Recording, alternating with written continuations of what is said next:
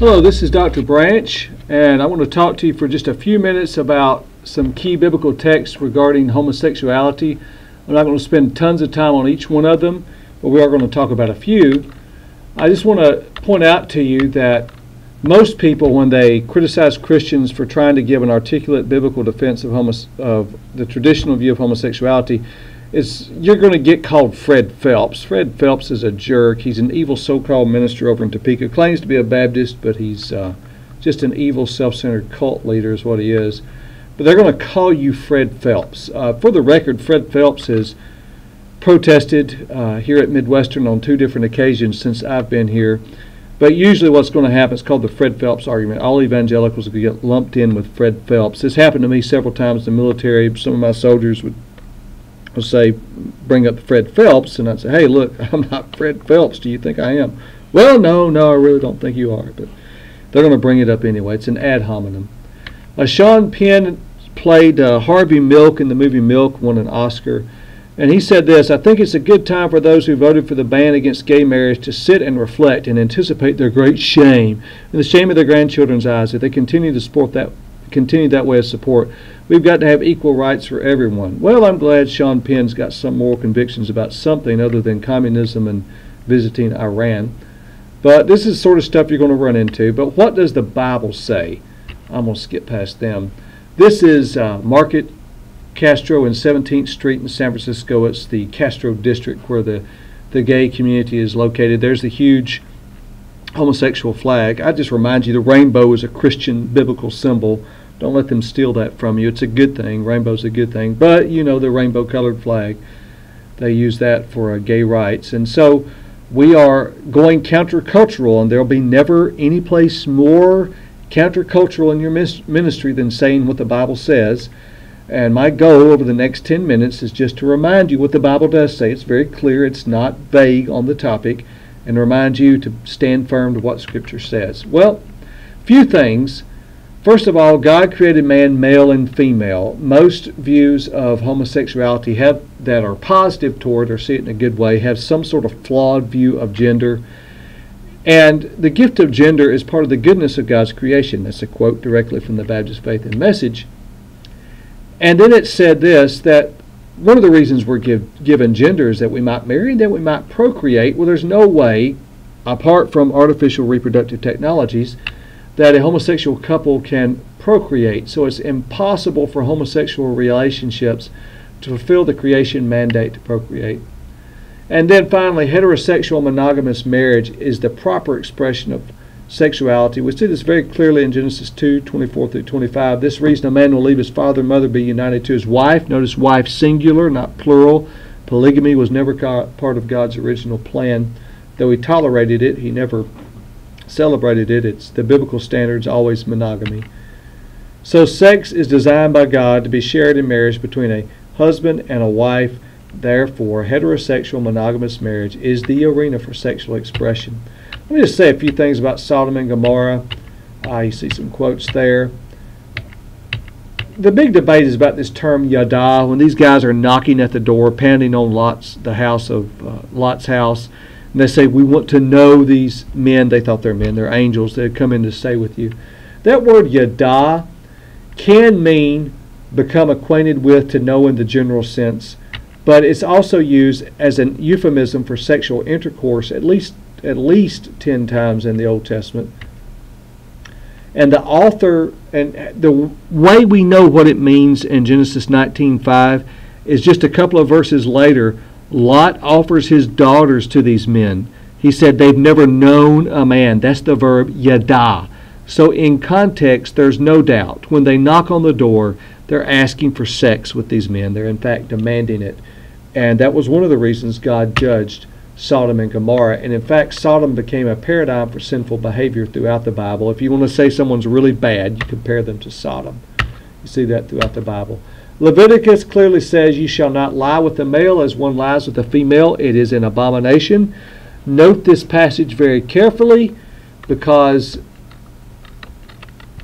also in Leviticus 23, there's a man who lies with the male as those who lie with a woman. Both of them have committed a detestable act. They shall surely be put to death. Their blood guiltiness is upon them.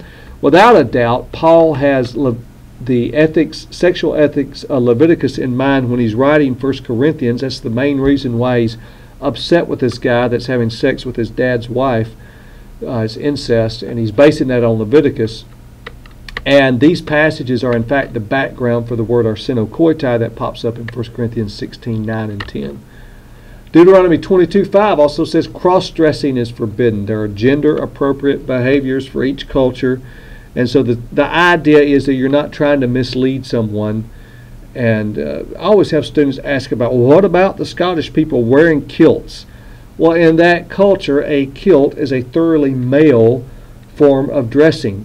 The intent here, the purpose of this verse, Deuteronomy 22:5, is that there's no intent to deceive. You're not trying to present yourself as one gender when you're actually another. Male homosexual prostitution is condemned in Deuteronomy 23:17 through 18. In verse 17, the word translated harlot means perverted one, and the word translated perverted one is kadesh. In verse 18, this person, a kadesh, is later disparagingly referred to as a dog, thus the NIV's translation of a male prostitute. So it's condemned there. Strong inference that the dog is committing sodomy. Judges 19 through 20, a scene very similar to Genesis 19. This crowd pounds on the door, demands sex with this man. He gives them his concubine instead. They rape her through the night, so I guess technically they're bisexual. But the point is, it's condemned and viewed in a very negative light.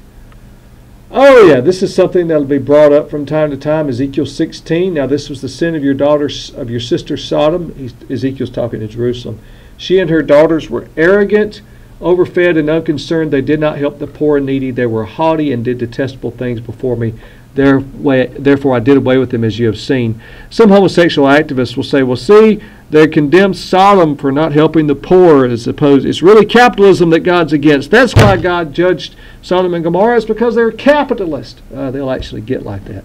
Well, that's a false dichotomy. It's not that they were judged for their abuse of the poor in exclusion to their sexual sin. No, it's both.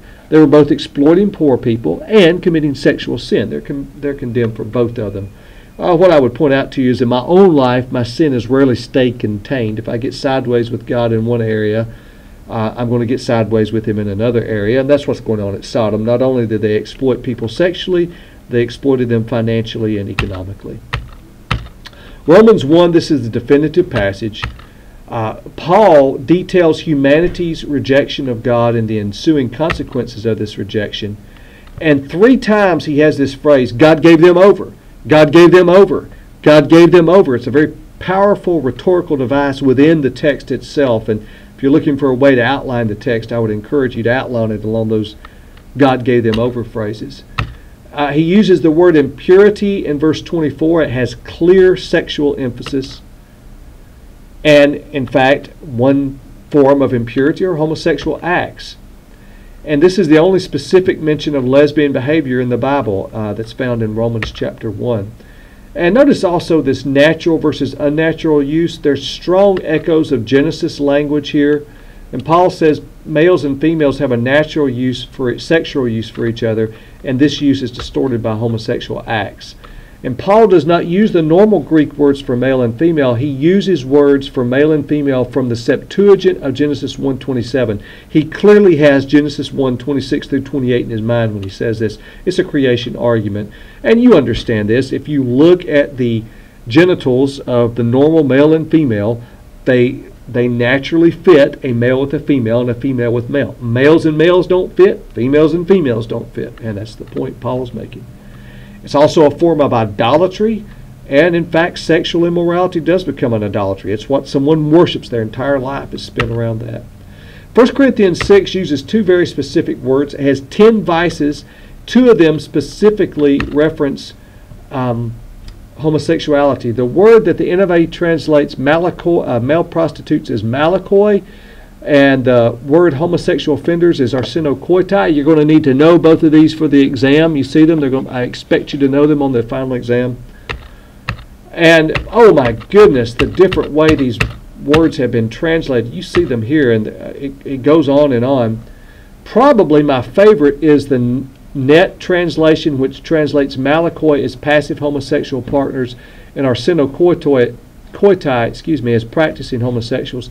This word malakoi literally means soft, and arsenokoitai comes from two words that mean male and sex. And here's what I'm going to say. Malakoi up here is referring to the one who plays the passive part in male homosexual intercourse, and arsenokoitai refers to the one who plays the insertive or aggressive part in male homosexual intercourse. If someone ever tells you the Bible doesn't talk about homosexuality, let me tell you, I don't know what more the Apostle Paul would have to do right here than draw you a picture. And so all of these things, effeminate is trying to get on this idea that it's soft, but it means more than just effeminate. It's really referring to someone playing the passive or receptive part in male homosexual intercourse. So again, I like the net translation best. I don't like the phrase male prostitutes. It's more, there's a certain hermeneutical debate that goes on in that translation. Don't like effeminate. It's too broad. No, it's referring to the passive homosexual partner. The Debt Bible has it exactly right. It's not that effeminate is wrong. It's just not as good as it should be as far as the translation.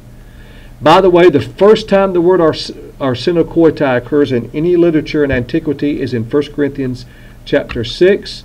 And here's where it comes from. If you'll look, Paul is, I think he creates the word from, you see the word arsenos, that's arsenokoitai. Arsenos, that's the word male. And then koite, that's a word for sex, for bed, or bed for sex. He's creating the word arsen. See it? They're two right beside each other. You see them right there in the Septuagint? That's where Paul gets the word arsenokoitai. It goes back to Levitical thought. This is devastating to those who want to say, well, Levitical sexual ethics have nothing to do with our ethics today. Oh, yeah, they do. At least Paul thought they did. So I would also point out to you, homosexuality can be forgiven in the same way God forgives thieves, greedy, or drunkards. The word arsenokoitai is also used in 1 Timothy 1. Jude verses 4 through 7 says Sodom and Gomorrah were judged for sexual perversion. You see some of my comments on age there, but here's my conclusion. The Bible teaches that the proper mode for sexual expression is monogamous and heterosexual marriage. Any deviation from this standard is sin. Homosexual acts, both in male and female expressions, are specifically condemned in the Old and New Testaments, and homosexual behavior is inconsistent with the Christian ethic.